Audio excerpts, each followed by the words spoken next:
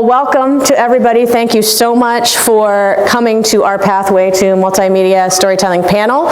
For those that don't know me, I'm Dr. Sarah McGee. I'm chair of the Communication Department. I do see a lot of familiar faces, so hello to those, and welcome to everybody, regardless of what your major is. We hope this is a session that will not only give you a chance to hear from some incredible people that are Loyola grads, but are also doing really interesting things in the fields of writing, communication, production, in a way that while they are grads that have a lot of communication focus, they also can speak very highly towards the different skills needed from all kinds of, from writing to communication to English to history, as well as what it takes to be a storyteller, because all of our jobs in the end are about telling stories in some way. And so I will stop talking, and I am going to turn it over to our panelists very quickly first to introduce themselves, tell you a little bit about what they do and who they are, and then we will get into some questions I have for them, have a discussion, and then in the last 15 or 20 minutes, we will open it, we'll put a microphone in the middle, and we will open it to questions. So I encourage you to listen to the conversation, think about questions you want to ask on any topic that they talk about, questions that come up, and then about 4:30, we'll wrap up the panel, and then they will be around at the tables in the back to mingle with you. So feel free to come up and introduce yourself, ask questions, different things that maybe we didn't get to answer or that you want to talk about. So I will ask, just as in general, please, I know if some of you are reporting for different agencies or different things, but if so, please try to put laptops and phones on silence, make sure it's silenced or away, and please give your full attention to our panel. I know you all will, but I like to say that to start. And with that said, I'm going to have our panel start. Let's start with Kevin. Do you want to start? Tell us a little bit about who you are. Hi everyone, I'm Kevin Dietz, class of 96. I was an English major through all 4 years. Currently I'm senior editor and a team manager at a company called Bixel Solutions. They're based in Fairfax, Virginia. They're a government contractor. They focus on international aid and development, and also they have some federal contracts as well with the Department of Justice. But the goal is to figure out ways to make people's lives better. So that's one thing that we do at Bixel. I've been there for 2 years, and I think that's about it for right now. All right. Crystal? Hi everyone, I'm Crystal Williams. I'm class of 2016. I'm based in Baltimore, and I currently work at a company that's out of Washington, D.C. called Digital Promise, which is an education nonprofit that focuses on closing the digital divide in the education system, especially for underserved communities. Yeah, my background is in public relations. I definitely focus on public relations at my job currently, and prior to that, I worked with a ton of lifestyle big companies such as Yingling, McDonald's, TJX, and Burlington stores. All right, oops, thank you guys. All right, Luisa. Hi everyone, my name is Luisa Beguiristain. I am a journalism major from the class of 2016 as well. I do not like talking about myself. I work in publishing. I'm an assistant editor at Roaring Brook Press, which is an imprint of Macmillan Children's, where I'm also the executive assistant to our president, so I wear a couple hats at my job. I'm based in New York, so I'm so happy to be in Baltimore on this very nice spring day. Hey, I'm Dominick Proto, class of 2015. I'm a producer with ABC News and Good Morning America. I work on a variety of stories. Every single day it's something different. It could be breaking news to feature stories. Right now, one of my bigger projects is traveling the country with our Rise and Shine series, highlighting all the states reopening post-COVID and kind of really seeing the resilience of all these small businesses and all these people. So most recently I was in Alabama, visiting them, and we went to the Space Center, and I had my correspondent go through Space Camp, and then I went to a bakery and he learned how to make a cupcake. So I do that, but then I'll do, COVID stories and protest and everything else, because there's so much going on. I've lost count. Weather, hurricanes, things like that. So really fun. And I was a journalism and advertising PR major here, and then minored in international business. All right. So a little bit, as you can see, lots of interesting experience from all different areas, but all of them have one of the things in common is they got their education here at Loyola, doing the same types of things you were all doing at different points in time. So I guess I'd like to start our discussion by, you've all talked a little bit about what you do, but tell us a little bit, and whoever wants to start can start, about how your job has changed, especially not just in the wake of the pandemic, but with what you do on a daily basis, whether it's our field is technology, it's changing, it's engagement. What are some of the ways you've seen what these traditional types of outer PR or journalism or publishing jobs have changed in the past few years, pandemic or otherwise related?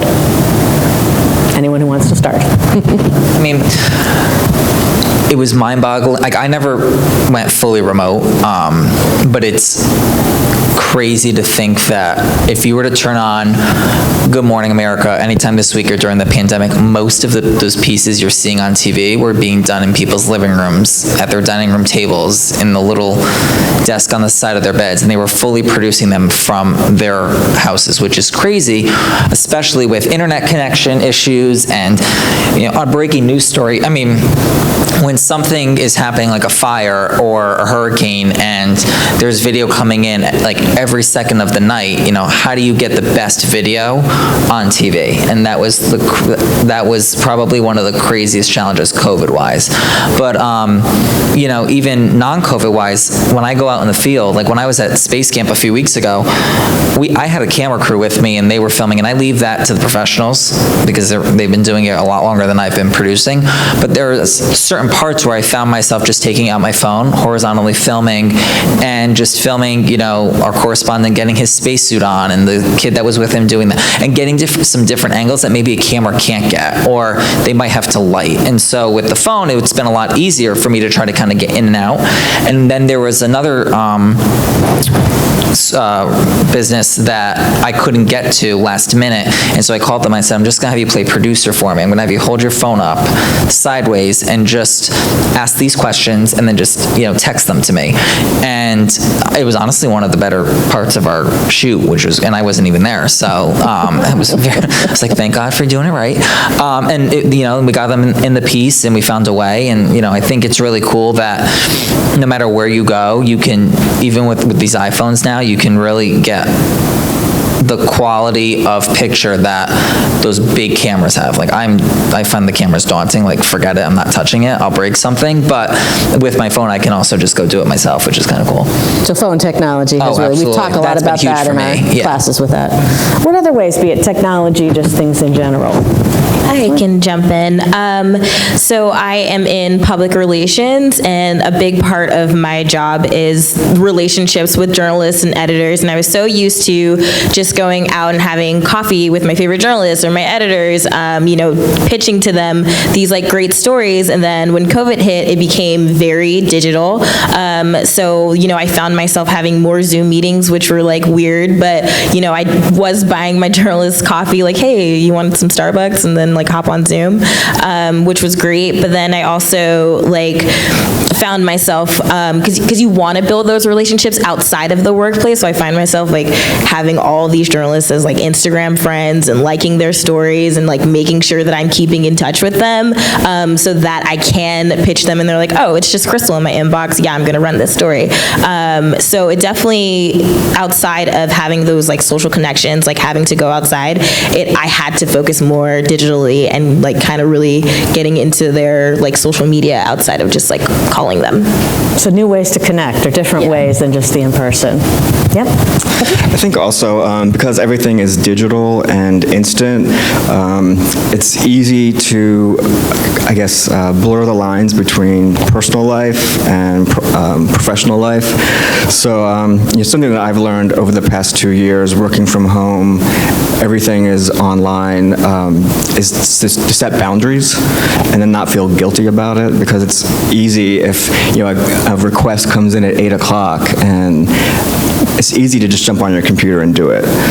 But sometimes, or most of the time now, it's like, no. I mean, the issue will be there tomorrow. So it's, I think going forward for all of us here and all of you in the audience as you're embarking on a new career soon is don't forget to set boundaries and don't feel guilty about it. Got all your stuff done, but you make sure you have clear delineation between work and relaxing at-home time. I think that's a really interesting point, especially after the past couple of years where it is easy to answer. I've responded to emails at 1 in the morning, as some of my students know, but it's setting boundaries is another important sort of a self-care thing as well as a production. Yeah, I'll see emails come in at 11 o'clock at night. I'm thinking, what are you doing?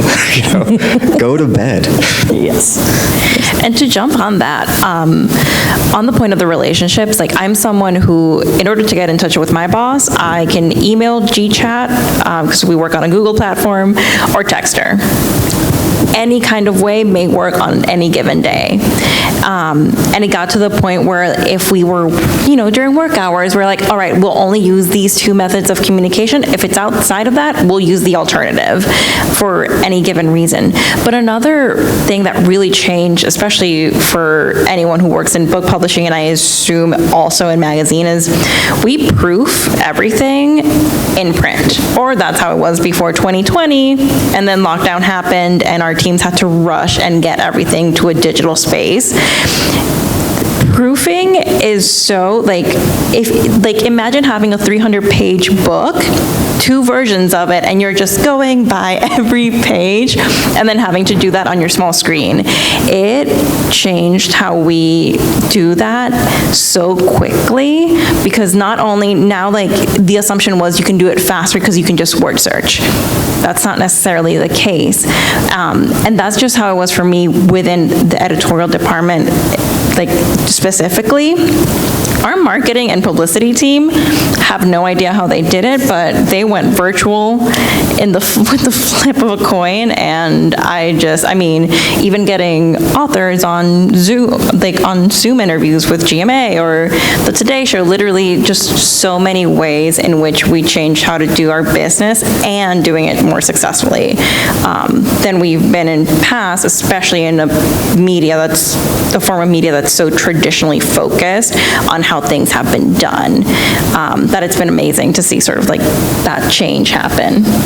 I think that's kind of a key theme, and what everyone's talking about is we have seen, this is a field. Communication, no matter what area you work in, is changing constantly. So a skill is to not only adapt to it, but also to find and create new ways. And for many of you, that could be what your jobs are as you go out into these fields, finding and using those skills that maybe we all didn't have at our different times, even though we're not so much older, but finding ways, but also in the world you're living in, which is affected by so many things. And I guess that kind of leads me into another question that I'm sort of curious about. As anybody knows from watching the news, from all the discussions that are going on, things that have happened in the past, 5 to 6 years, from political situations to the pandemic to wars, there's been a real focus, and we are focused very much and talk a lot about it here, on diversity, equity, and inclusion. And I'm kind of curious, for all of you in your different types of jobs, especially in the communication field, how you see that playing out. Are you seeing more of a move towards sort of inclusion or doing that? Are there still areas? I'm sure there are areas that need work, but how do you see that playing out? Because I think that's a very important part to think about as this generation is going out and getting jobs and working in a much more diverse world in many ways. So I'd just be curious what your thoughts on how you see that in the types of jobs you're doing and in the future of the communication field. Go ahead. No, I'm on the DEI Council at Pixel, and something that we're really focused on is that it's more than racial diversity or sexual diversity. It's also about diversity about how people learn and process information and neurological diversity. So it's more about, we're focusing on more of the diversity that you can't see, and how everyone deserves a level playing field, but it's up to all of us to make sure that people get that level playing field. I lost my train of thought a little bit, but I think, especially in kids publishing, I'm lucky that we've been so focused towards diversity, equity, inclusion before the company started to make it a bigger deal, rightfully so. But Macmillan as a whole did these interesting trainings that for anyone who was more aware of the issues, it felt a little redundant, but we did see a lot of, older staff sort of understanding just the different kinds of people that existed in our world and understanding their experiences. And that was interesting to see when you come to it as like someone who's younger, who can is more aware of what's going on. And the other thing that we've been doing just like on a more personal level is just making sure that we are engaging with people around us from different communities, and also making sure that we are bringing voices up and making them louder. I'm Puerto Rican, so something that matters a lot to me is making sure that Latinx authors have a place to publish their stories, and that goes across the board for anyone from a diverse background within the company, but also people who are just cis, white, straight, everyone's doing so much to make sure that we're focusing on that, but doing it in a way that is more organic and doesn't feel performative. And that's the thing that we always want to focus on is, we're not just doing this because let me just check that box off. It's because we actually want to make sure that we're doing the work that we need to do to make sure that we're bringing the best books forward for everyone. Okay. So during the height of a lot of the civil unrest, I was working with a lot of the big brands, and as Luisa mentioned, brands started to care, which meant that they were starting to put out statements and Instagram posts that they needed help writing. And so my job as a Black woman having a seat at that table was to make sure that those statements were coming off genuine and not performative. We've seen time and time before where brands make these statements but don't hold up accountability. Their employees aren't treated right, or there's something that doesn't sit well with them after making that statement. So for me, having to just go back and really think of what's going to resonate with the people, what's going to resonate with your audience, and going to be meaningful rather than just performative. So that was super important with diversity and inclusion. And at the job I am at now, we started this thing called affinity groups, which I learned about from Twitter. My friends who worked at corporate Twitter, they had a group called the Blackbirds, and it was for their Black employees. And so we have groups for our Black employees. We have groups for our white employees where they tackle white supremacy within the office culture. So we're doing the work and we're doing a great job, but there's we have a long way to go, but it's really important to look for companies that are doing the work and want to continue to do the work. I think as a producer, it's all of our responsibility in all of my coworkers to, when we put our pieces together, and this is more so I think for not necessarily the day of air hard news, what's going on, but the more feature pieces, like when I was doing in Alabama or Oregon, or if I'm doing a piece about organizing a closet in your bedroom, because I've done those too. How do you want to make sure that what is in your piece is reflective of the people that are watching it. I want the person that's watching at home, if they are of a different sexual orientation or identity or a different different color, skin, ethnicity, or if they might,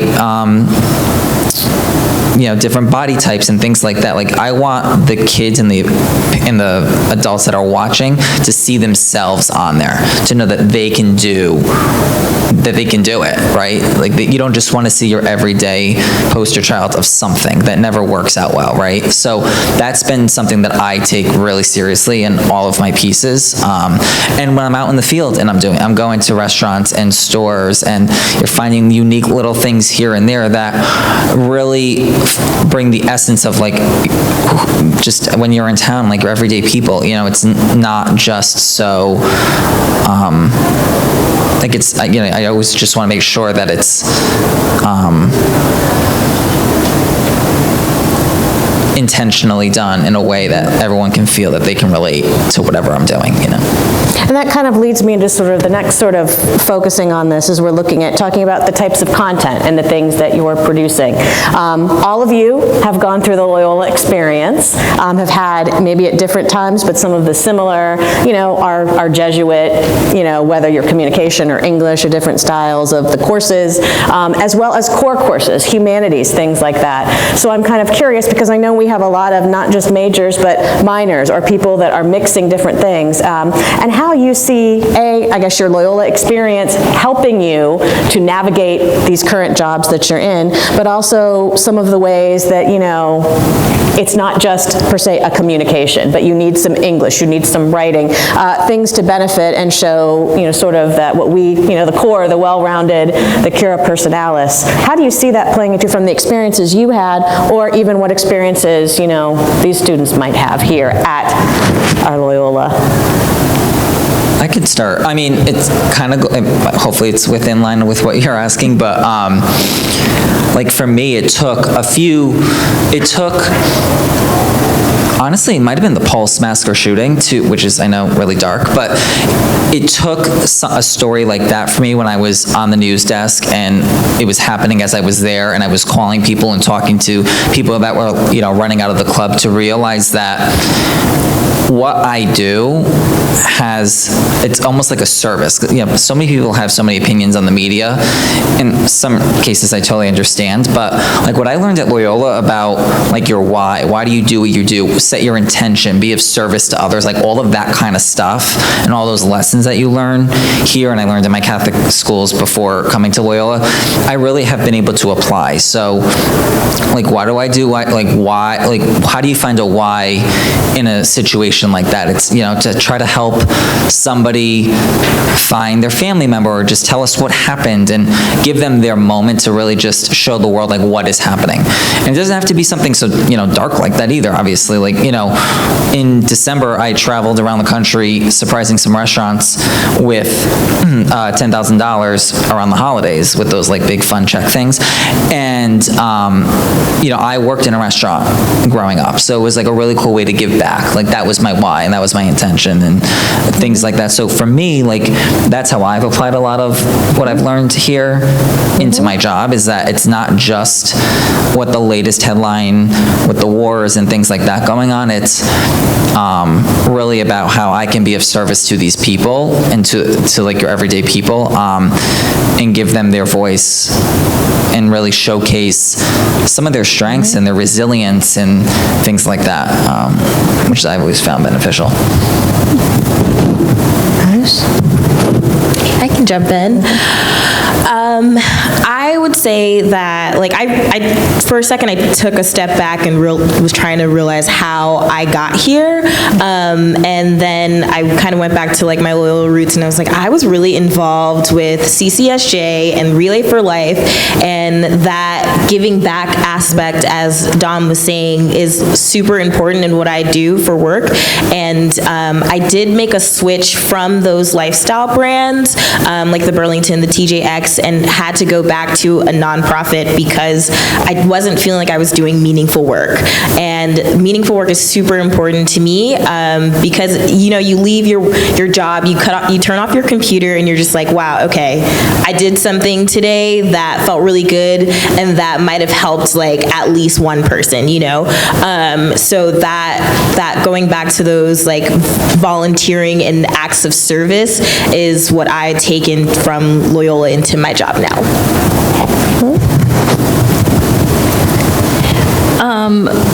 For me, while I was at Loyola, like I was someone who like really loved the core curriculum, like exploring all those different aspects of education that we were able to. I do regret not taking a finance class.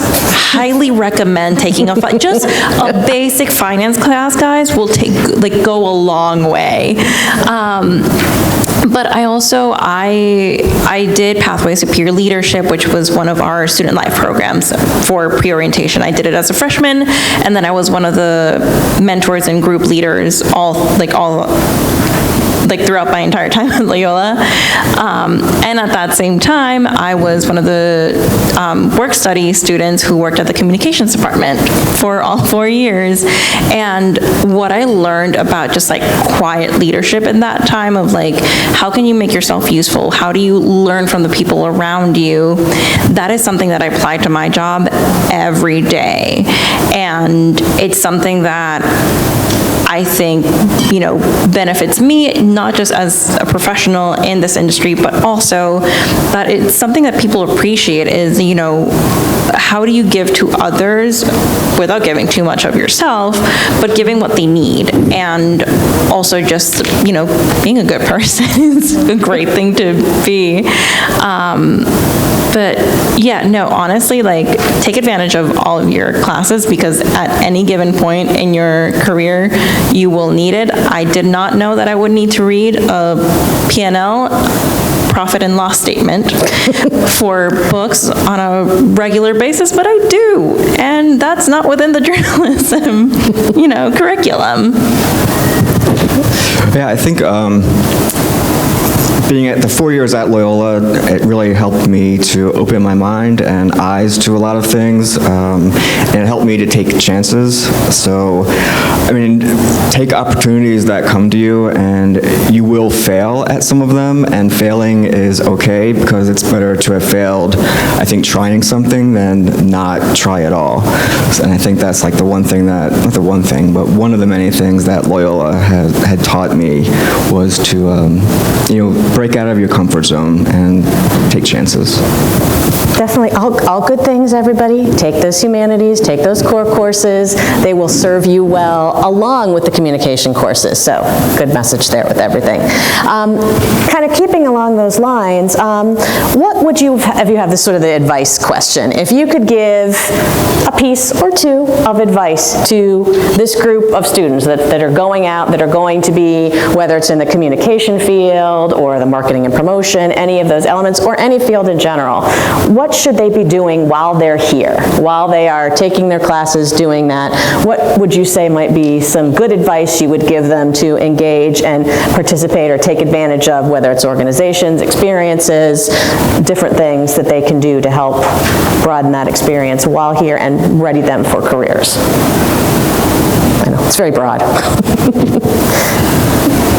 For me, my biggest thing, especially as a communications major, I was telling this to Nora before, you know, a lot of times when I was here at Loyola, a lot of times people would take some communication courses just because they felt like it might have been easier or an easier grade, and I kind of looked down on them on that, because it was just kind of like, really? Because for me, I was using, it's like what I wanted to do, like this is my career, right?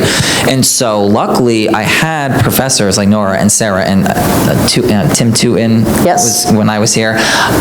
You know, people that have been in the job and they know what they're talking about, like that's really a big deal, I think, because then it really brings you into their world a little bit. And I think a lot of the courses, at least when I was here, was, what was it, broadcast? Journalism? Yeah, the broadcast journalism, the news reporting and writing classes, like those types of things that I knew I can take with me into interviews for internships. That was huge, and I highly recommend it. You should really take advantage of all those courses. I worked at did Grade Comp for a little bit, and I did the radio show at WLOY for a little, like, all of that type of stuff was put on a resume for internships, and I was able to become an intern at WJZ when I was here for a semester. That helped me really get my job. And when I graduated from Loyola, I graduated with no job. I was in my bedroom. I was like, what do I do with myself? And, you know, for the summer, I was just taking little jobs here and there that were horrendous. And I was going to come back to Baltimore and work at a PR agency that I was going to, that I had interned with junior year. And that same day, I was about to accept it, ABC emailed me for an interview for an internship that I had applied like 2 months prior on a whim, and not thinking I'd ever hear from them because I applied a bajillion times before and heard nothing. So once that happened, I was like, okay. But the thing was, I was a graduate. I'd been out of college 4 or 5 months at that point, and I was going to accept an internship, not a job. And I still felt like that's okay because I was able to put all of myself in without worrying about classes and sleep schedules, and you know, you can only work a couple hours because you have something else you need to do. I was able to make the internship a full-time job, and that is literally what got me a job, which was good. So definitely do that while you're at Loyola, but also if any seniors are in here and you graduate and you don't know if you're going to have a job, and I was panicking like there was no tomorrow, like it's okay, and definitely explore internship routes as well, because they could be just as good, if not better, than like your entry-level job.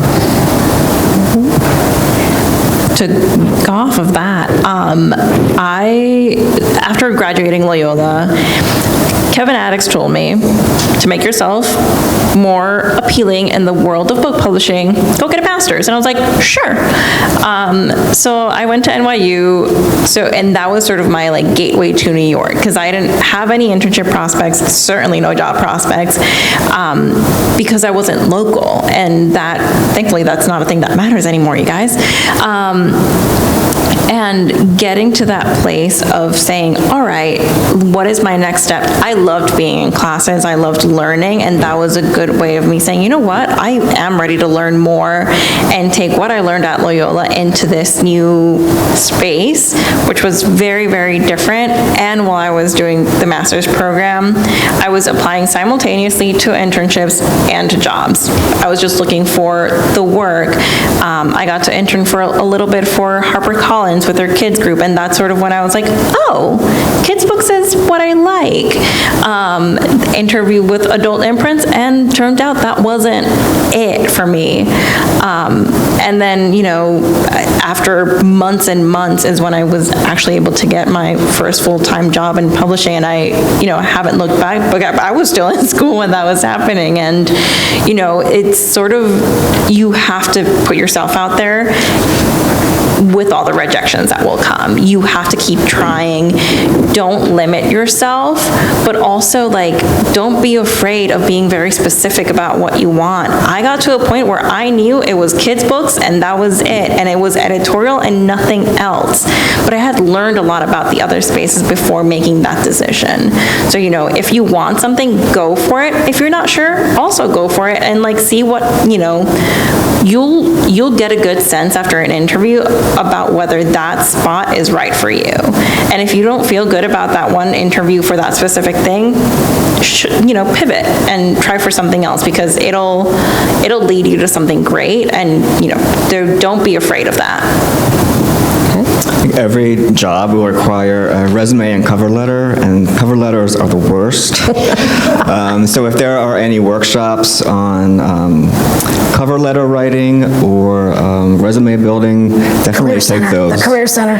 Because you need to stand out in a big field. So I'm assuming that a cover letter workshop will tell you what to do to stand out. It will definitely be worth your time. Obviously, interning is a big one, but I know it can be super frustrating when you're in Baltimore and there's not like a huge ad company, there's not a huge public relations company that, you know, you can go work for.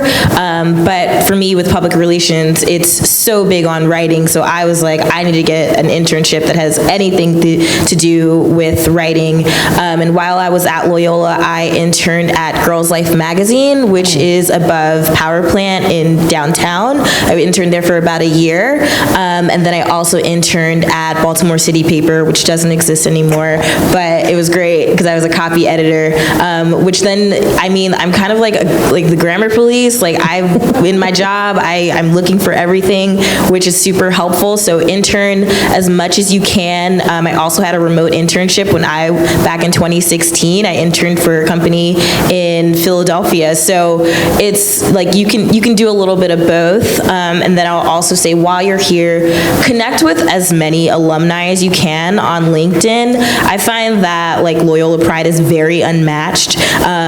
They like are super excited to hear from you, whether it can just be like one small conversation or like a full-on relationship. I also found that sometimes folks at Loyola work at places that you might want to work. So definitely hit them up and see if you can like have them scan your resume or like, you know, look at my cover letter real quick before I have to put it through, you know, the works in HR and stuff. So internships and like connecting with alumni is super important while you're here. So let's talk a little bit. First off, you guys consider questions. In another few minutes, I'm going to ask you to come up and if you have questions for them. But as we're talking about internships, as we all know, and probably many out there know, we've had this mix of going to virtual, then back to in-person, then hybrid, and a mix of that. What would you say from working in careers where, you know, not only we've all had the hybrid, in-person, virtual, but with thinking about internships and the experiences we want students to have, either maybe tips or advice or what you think now that we're in a world where you might have a hybrid or a virtual internship. What are some things? I know some people are scared of that. Some people are wondering if they're going to get the same experience. So kind of maybe your thoughts and, well, they're formulating questions. What are your kind of thoughts on what this new world of sort of internships is looking like in this now endemic and, you know, where we move in the future with everything? We've been doing remote internships. I mean, we took our interns remote in March of 2020, and we've continued to do them. Summer internships are open now. They're remote, and I've actually thought it's been better than they were in person, at least for Macmillan. One of the things is like they've been able to do monthly lunch and learns where they get an executive to come in and talk to interns once a month or twice a month for the summer. And then another thing is like, they actually get to do a lot more meaningful work. Like we have our interns, you know, help us writing copy for Amazon and for book covers and working on tip sheets and reading manuscripts for submission and being a lot more active than they used to be even in the physical workplace during meetings and providing all that feedback that is so useful. The times of asking the intern to, hey, can you mail these 3 books to X and YZ person are no more, because like that's not how our job is anymore. It's more of like what are you thinking, especially now, like a lot of our interns are a different generation than a lot of the people in the workplace. So it's like getting that input and just getting to hear all the different perspectives. Chat is great because you get a random text about whatever book you sent out or, you know, whatever the project that you're working on.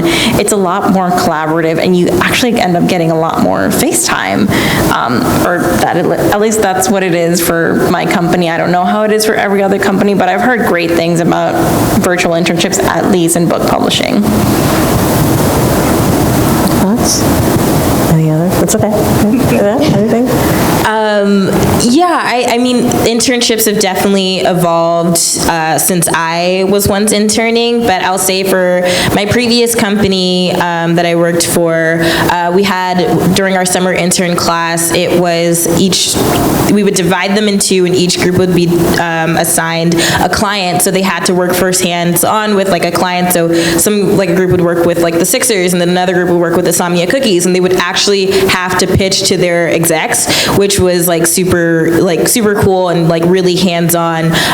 Once that changed, we still had to like keep in contact with those clients and make sure that they were on board with wanting to do a virtual internship. But luckily for us, like, they were definitely excited about it. And I'll say that, like, I was telling Professor McGee that just trying to get closer to the folks that work there, maybe not people that you like might not always work with, like just send like a Slack message or Microsoft Teams or whatever it may be, to just kind of like chat and learn. It doesn't necessarily have to be an assignment, but building those connections might guarantee you a job after that internship.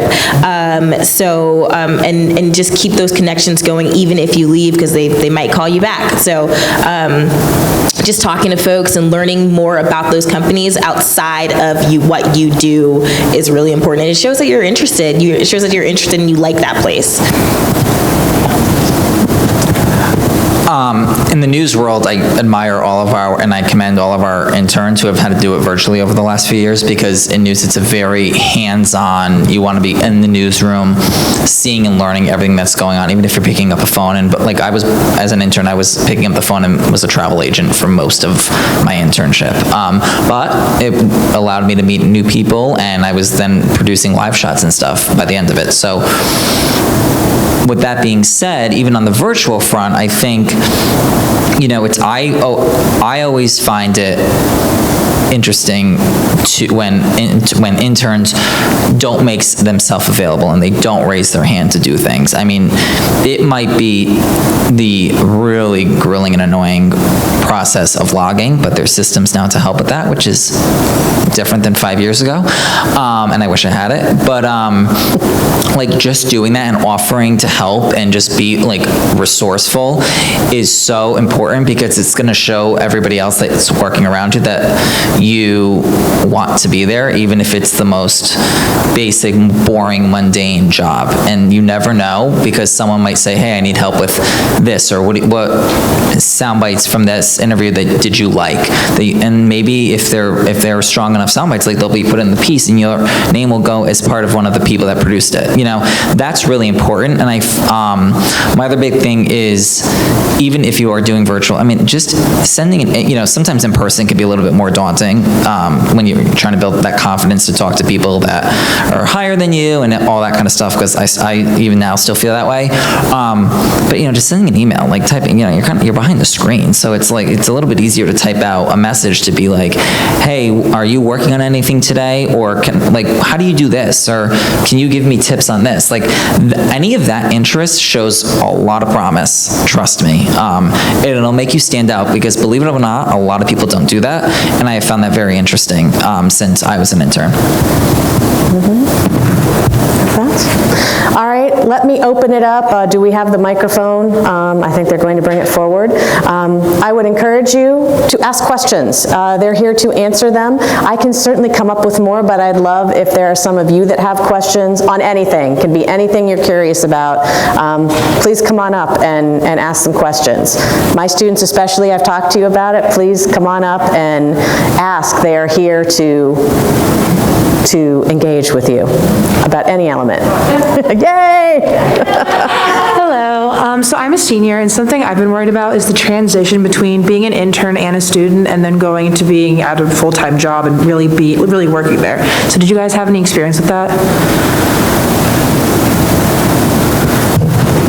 Yeah. I think it goes back to don't be afraid to be an intern again, because then when I was an intern, even though it was 4 or 5 months after I graduated, I worked all 3 shifts, and by all 3 shifts I mean 9 a.m. to 6 p.m., 4 p.m. to midnight, and midnight to 9 a.m. So I worked all 3 of those sometimes in a week, and I would commute back and forth from New York to Connecticut, which alone was a 6-hour commute on the train. So that was something that I think will be beneficial even if you just do internship again, and you kind of learn how to get into the full-time job thing again. That's the best I can explain, because I didn't really go right into a full-time job quickly. Kevin touched a little bit on work-life balance, and that took me a while to learn. Like, once you start, it's like, oh, everyone's working so hard, I should be working really hard too all the time.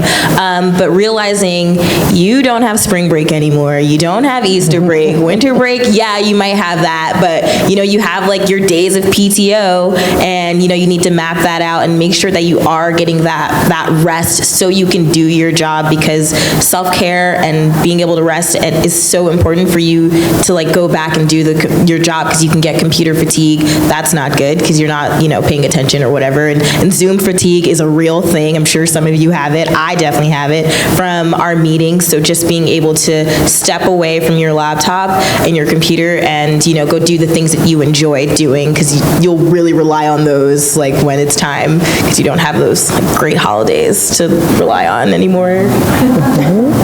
Self-care. And just to add, I mean, I was working and studying at the same time, but yeah, really don't, like, to reiterate, don't be afraid to take another internship. A lot of our more recent hires are past interns, like, especially right out of college. You're looking for a lot of that experience on the resume to make sure that that person is ready for, like, the professional world. And also, the PTO. Take your sick days, take your vacation days, take your personal days. Even for something that feels so small to you, like I'm someone who gets a lot of tension headaches. Whenever I feel that coming on, I text my boss and I'm like, hey, I need to take a couple hours off. And then I just go lay in bed and watch TV. I don't think I can do that if I'm in the office, but it's important to sort of like know when your body needs rest, because if you don't get that, you are not going to be productive any time of day. And also like plan out your vacations. Don't plan it out when school's on our spring break, because you don't need to deal with teens ever again. One other thing I will add, actually, though, is that, because I agree with the breaks and taking time for yourself, but something about doing your schoolwork and doing an internship teaches you a lot of time management skills, and it teaches you how to be, like, how you can multitask. And that alone, I think, will help you in your day-to-day work, because you will, even on the days where you kind of feel overwhelmed, or you're like, oh, some people, like, might not be able to do 14 things at one time, but because you did schoolwork, a final, your capstone, and you still had to do your internship all on a Monday, sometimes work will be a breeze some days, and you'll be like, oh, wow, this was so nice, when other people might be drowning and don't necessarily have that same experience, or didn't want to, Thank you. Right. Continue. More questions.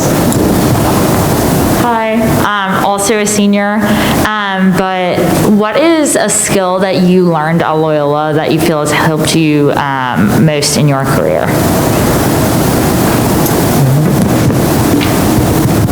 Writing well. I mean, if you can write well, you've got a foot in the door. I was recently working with someone at a different company, and she was a proposal writer, and she submitted the proposal to me to review, and I'm like, you're a writer? I mean, people have a problem with it, and if you can write well and clearly and succinctly, you really do have a leg up.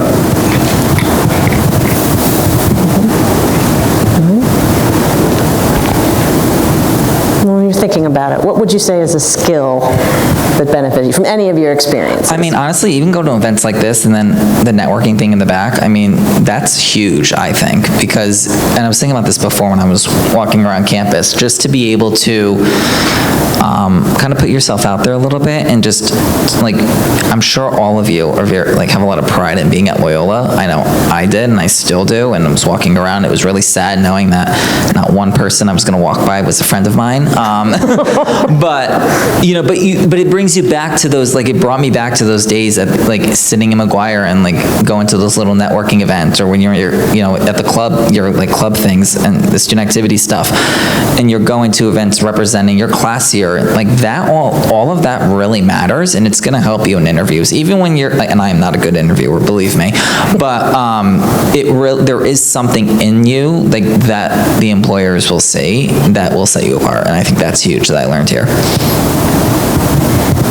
For me, I'm someone who takes a lot of like the Jesuit values with her every single day, and that the way that Loyola sort of throws that on you and makes it a part of every class you take and everything you do is so valuable when you take it to the real world. Another thing is, like, something I use almost every week was a cute little class. It was called Media Ethics. This professor, Sarah McGee, taught it. And especially, like, with COVID, like, sort of thinking back to, like, every lesson that we went through with, like, and learned in that class, and implementing that into what I do was so valuable to me, because sometimes, like, we just didn't know how to, you know, make sense of anything that was going on in the world. And I think combining those two very small things was very important for me.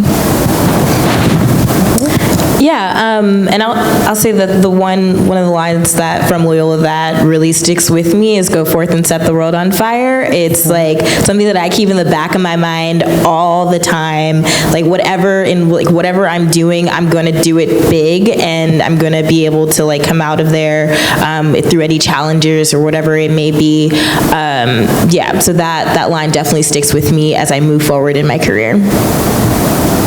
Thank you. Other questions? Good, yep, go ahead. We've got time. Hi, my name is Carolyn. I'm a senior. I feel like my question is kind of big, but hearing a lot of speakers for PRSSA that I've had this semester, in the past, we've heard a lot about unconventional ways of getting jobs and networking. Someone said they DM'd the company and that got them the job, like, immediately. So I think, like, I'm about to embark on this job search, and you're intimidated by, you need 3 to 5 years experience, all of that. I don't know if you have any insight on, like, just going into unconventional ways of applying to jobs, or how you can show your enthusiasm for a new industry that is requiring the crazy 3 to 5 years of experience for an entry-level position. So if you could just speak on that, I would greatly appreciate it. I think making connections, you know, because sometimes the 3 to 5 years experience is very daunting, but if you've done any kind of work while you're an undergrad, that is experience. I was someone who, like, put every little detail, like, from working on my journalism capstone to working at the communications department, like, everything you do, even in the smallest capacity, like, think about how those things affect the job that you're looking for. And then reach out to people and see if they're willing to, you know, set up an informational interview or any kind of outreach to make those connections. I got my job because I was complaining about applying a lot to jobs, and my teacher at the time said, "Oh, there's a job opening. Do you want me to pass along your resume?" And I said, "Sure." Had an interview the next week. Like, I got lucky, and that was after months of searching. So just, like, I think what helped me in that case was, like, you know, I worked at Alonso's for 2 years, and you bet that was on my resume about learning to work with people. I did it definitely the more conventional way back then. However, if I was to do it now, I would definitely use LinkedIn. Like, I get LinkedIn messages from Loyola people, which is, I'm like, it's so cool. I'm like, oh. I probably ask them more questions not related to their job, but, like, it's fine. But, you know, that's always fun. And honestly, also, like, go into, this is going to sound so bizarre, and it really is not meant to be, but, like, slide into, like, a Twitter or an Instagram DM on, like, for me, if it's, like, a news reporter, like, just message them. Like, they'll see it. And I'm sure they get a lot a day, but, like, you never know. Like, I know people, like, correspondents that say that they get messages from people all the time about about, not necessarily jobs, but some other things, like if they look up to them about stuff. So they are responsive and they do look. Like that could also be another good way, I think, to like kind of put yourself out there or something. I mean, I remember when I was, it was the summer before senior year, and I went to go see Luke Bryan on the GMA Summer Concert Series, and I had read in Robin Roberts' book that somebody she hired was at one of these concerts, put up a big sign, and then like before you know it, they got an internship. And I was like, well, I'm gonna try that, but I only have a piece of paper. And I put it in like pink, pink highlight, and like who's gonna see that in the morning sun? But I tried, like Robin and GMA, I need a job. It didn't help, but I swear it manifested it. I really do, because a year later I was there, you know? So, I mean, so you can also do that, like you never know. If anybody's ever in New York and watching, if you can come into Times Square, you can stand in Times Square and see inside and watch them doing the show. I'm just saying, sometimes they come outside, or you can hold up a sign and get on TV, and if you just need a job, maybe, you know, somebody will see it, so you never know, and always have a resume with you in case like that. Hey, Carolyn. Hey. My advice is to build your portfolio. Any cool thing that you do, anything that you do as an assignment, put it in your portfolio. I had all the news clippings from my internships. Everything that I wrote in writing for PR was in that, was like outlined. You get to read it, you know, you can see it kind of thing, so that they have something for you, so that they have something to read from you. And Carolyn, I think I shared this with PRSSA, is that if you've gone through the interview, a handwritten thank you letter will go so far, because you are sending so many emails, and like handwritten notes are so thoughtful these days. So when you receive one, you're like, oh, that person like cares, like they like want to be here. So that is just my tip. It's worked for me every single time. So if you can just get yourself some cute cards and write a thank you letter and send it away, I think that'll definitely help. I got a job because I sent a thank you letter, so a thank you note, yeah. And if you see something that you are interested in, just apply. If it says 3 to 5 years and you don't have the experience, apply anyway, because they might come back to you and say, we don't have this opening for you, but how about this? So that's one way to network before you even get in the door. Thank you very much. I see some others, yes? Got time for a couple more questions. Hi, my name's Caroline. I'm a sophomore here, and my question is, so as we're all going through this journey, just from your experience, what's one thing that you would change or wish you did more of? Thought-provoking. Good job. Good job. I know, moment to contemplate.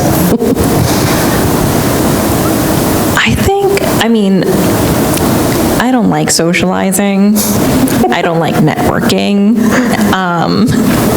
And I wish I'd done more of that. Even you said you respond to LinkedIn messages. I barely looked at LinkedIn. Do not communicate with me via LinkedIn.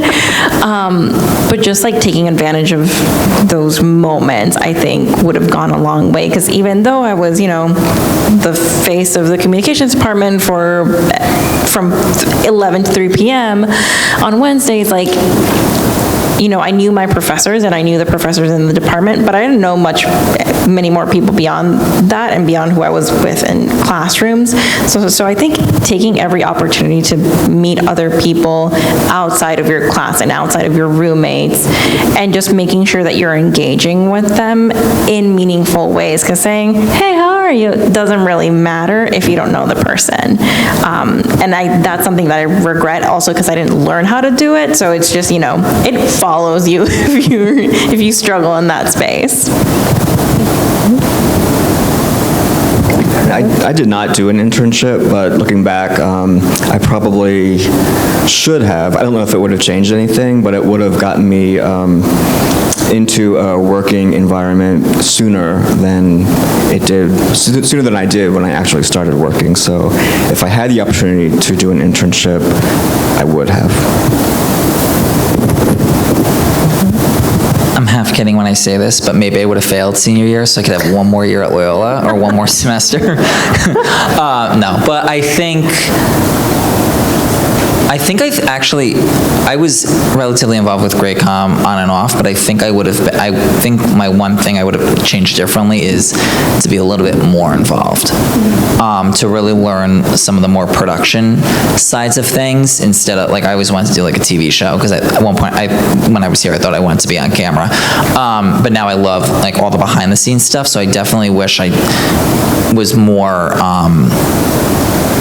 it took a lot more time, like, at Grade Com for me.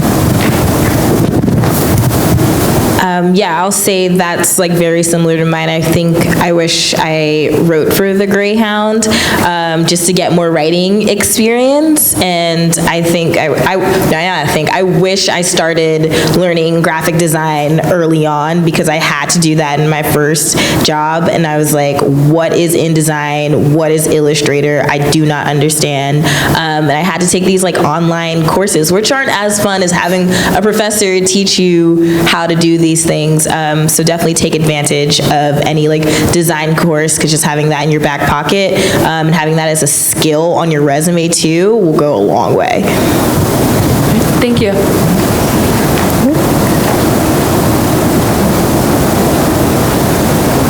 Hi, I'm Julia. I'm a junior.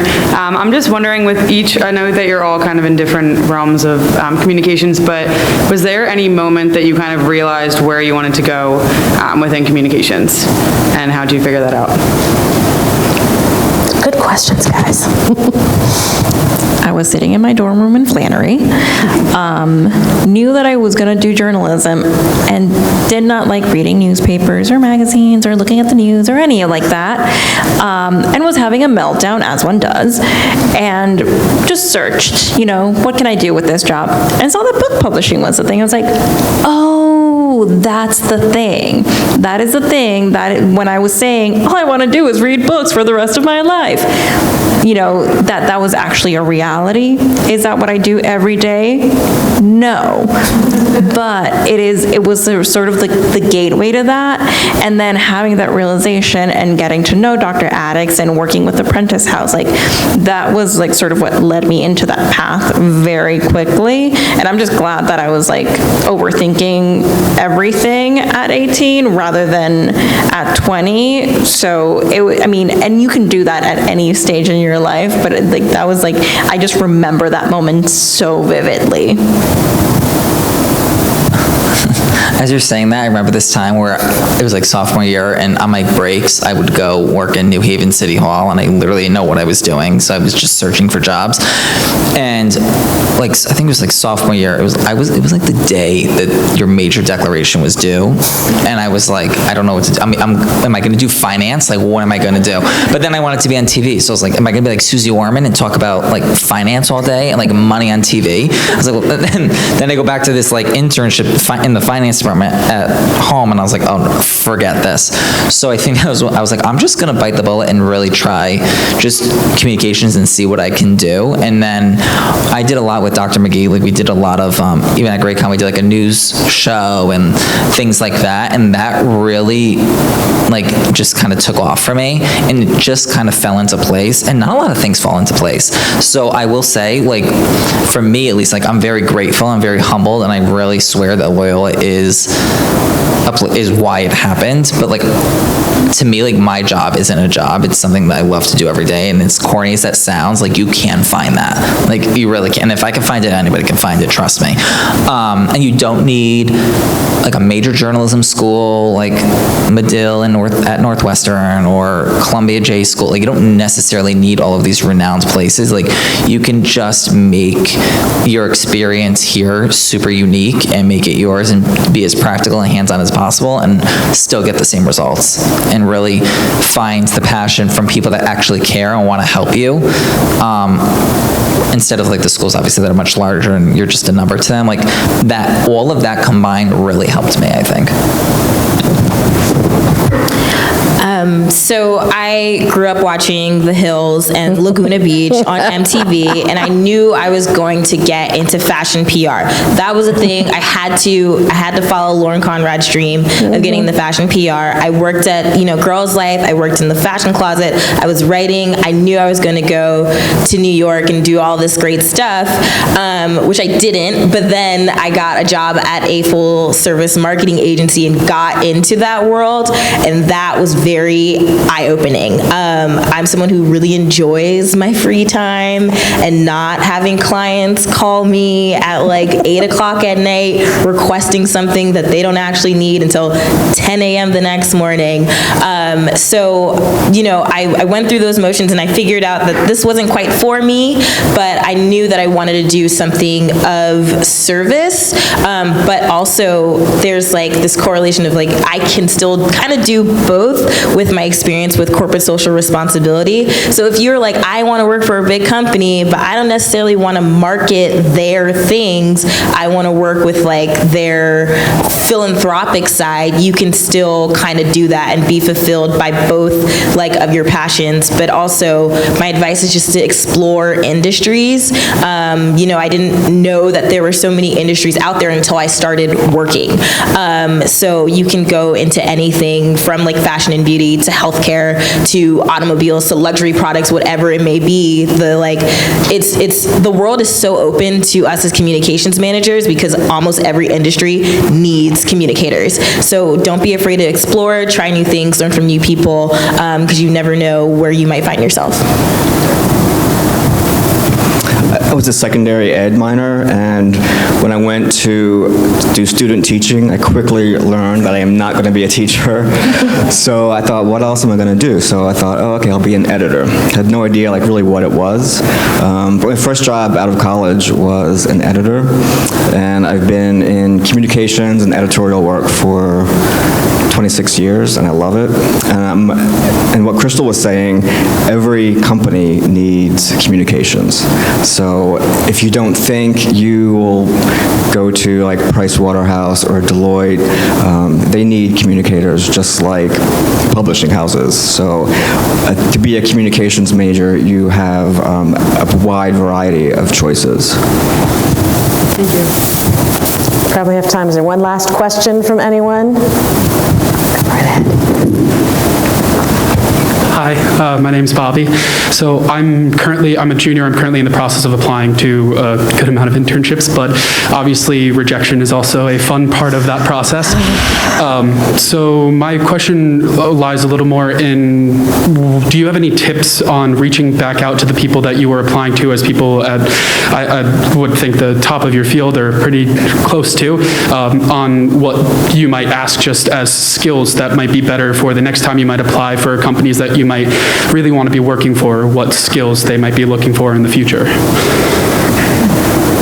Question. Yeah, I think that's a really good question. I think if you reach out to anyone who doesn't give you that job or that internship and you ask why or what you can do to market yourself differently or better, they will be more than happy to guide you in the right direction. I know I would be, but I think we all would be too. But also with that, obviously always do a follow-up email, because at least in my world, I get PR pitches all the time, and my emails get lost very quickly. I'm literally trying to remember a PR pitch, but it's from a friend of mine from Loyola that I need to remember to respond to because I was busy when I got the first email. But also in terms of the rejection, I'm not going to name drop places, but I'm about to. I got rejected several times from Planet Media Agency downtown, time and time again. And I really wanted to, send them, as if they knew me, but I was I really want to send them, look where I am now. Not to be, and it's not to be cocky or anything. It's really not. But you just think of, no matter, it's a great example of, everybody in advertising and PR at Loyola, at least when I was here, wanted to go work for Planet. That was the place to be. And, some people people got in. I don't know how. And a lot like, and then, always being rejected, and it kind of, especially as somebody in college, you're kind of like, oh, now what do I do? Especially as a junior and a senior, when you're like, really like, I need a job. But don't give up, because frankly, like, I literally would never thought I'd be working for ABC, especially like right out of college. I think it's like the coolest gig, and I'm so grateful for it. So again, like, even if you're rejected, like, it'll come. Just keep putting yourself out there. Like, trust me, it will happen. And then to add to that, also, like, when you're responding to the rejection, you make sure that you're phrasing your email in a way that, values your time and theirs. One of my close friends at work is the one who does all the interviews for the internship for her imprint, and she will set up a follow-up depending on the connotation or why the rejection happened. But don't follow up expecting that they owe you anything, because unfortunately they don't, and it's horrible. It's better, like, I think an email rejection is better than an automated rejection, because I got a lot of those too. Like, those are rough, because you're just like, oh, I didn't even get through. But another thing is, like, look at people who are working at the company and, like, make connections with those people, because I have a friend who just got a job at Disney, and what she did was just reach out to employees on LinkedIn. They don't even work with her team. They just, like, were available to talk to her and let her know how she could make herself more appealing to the company. And that's just a little thing that you can do, and it's daunting, but it helps. And it helps to set up those informational interviews with random people you see. I work in a space where, like, if you follow an author and they tag a lot of people in a post, a lot of those people work on those books. So look into those people and reach out to them, especially if it's someone you admire. And I think that goes across the board for, like, a lot of other jobs in communications, where people are generally thankful for the team that is involved. So look at things that you like and who's working on those projects, and you don't know where that might lead, but it might lead somewhere. Yeah, and I would say, in addition to those follow-up emails and, like, wondering, like, what can you do differently, like, continue to follow Adweek, AdAge, all of the, like, different conferences that communications folks go and speak on panels like this. They are spilling industry secrets in those conferences. So definitely, like, go there, or, like, do those remote ones and take notes, because they'll definitely tell you how to get jobs. I still watch a lot of those conferences, even though I'm, like, in this space. I just use it as professional development, and I'm learning still so much, because as communications professionals, we are ever evolving, and we have to always evolve with what's going on. So you're always going to want to be in the know anyway, so just start now. Actually, there's one other thing. Now that I think about it, because I didn't know about it at Loyola, I don't think, but I learned about it at ABC, is that there's several conferences around the country. I don't remember all their, like, exactly what it's called, but it's like the National Journalism Conference for, like, for Hispanic students, for LGBTQ+, like, for Black students, like, those things, and, like, the network execs and employees go to those. So if you find a way with Loyola to be able to, like, if they're able to, like, sponsor some kids, because it's a little pricey, to go, and you bring your resume, like, that is also huge. I know people that have gotten jobs just by going to that, or internships just by going to that, and making connections with people. I think that's really big too. Awesome. Thank you so much. All right. Well, I want to thank our panel let's give them a round of applause for lots of, I think, really interesting information. I want to thank each of you for giving of your time. I think it's been a great conversation. And to continue the conversation, I know I've tried to get this at 5:45 because I know it's the end of the class period, but our panelists are going to be at the back of the room. Please feel free to come up, introduce yourselves, chat with them. They're here to talk with you. But again, thank you all for coming. I really am very happy that we were able to do this in person and to see you all.